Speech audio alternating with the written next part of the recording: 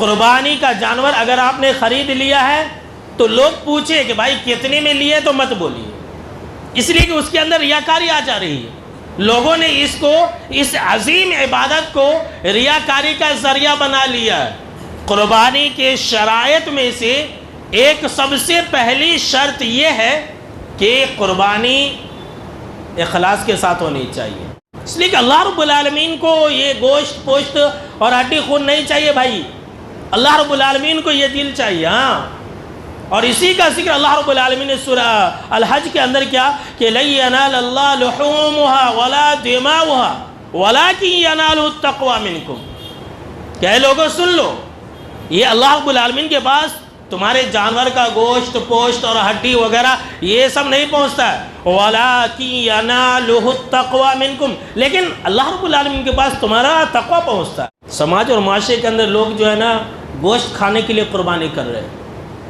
بھائی ہٹا کٹا موٹا تازہ جانور لینا ہے تو اس کا مطلب یہ نہیں کہ ہم گوشت زیادہ کھائیں، وہ مطلب نہیں ہے، وہ مقصد نہیں ہے، لیکن لوگ اسی نیت سے لے رہے ہیں۔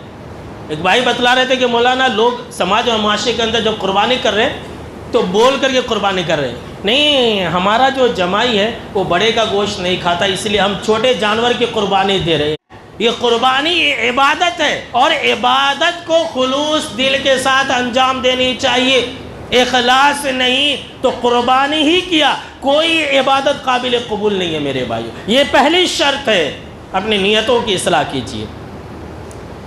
دوسری شرط وہ یہ ہے کہ قربانی کا جو جانور ہے وہ بے عیب ہونا چاہیے، جانور کے اندر کوئی عیب نہ ہو، یاد رکھ لیجیے۔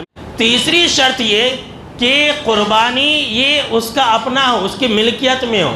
قربانی کے لیے آپ صلی اللہ علیہ وسلم نے جو حد متعین کیا ہے اس کے اندر ہونی چاہیے، یعنی کہ قربانی کا جانور داتا ہوا ہو۔ یہ شرائط میں سے، شرائط کا مطلب یہ کہ اگر یہ نہیں تو قربانی نہیں ہوگا، یہ مطلب۔